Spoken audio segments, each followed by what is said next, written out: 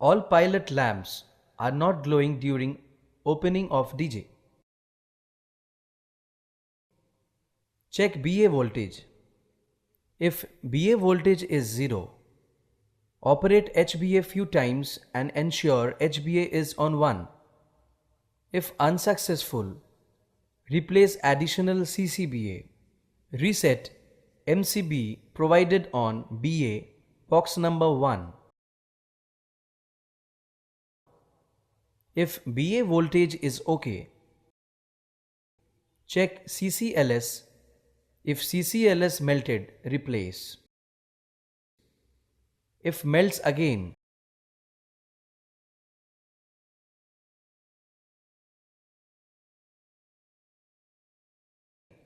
put HOBA in off position in all locos.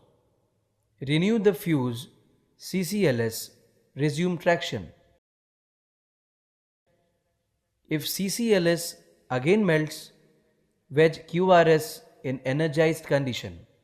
Clear block section.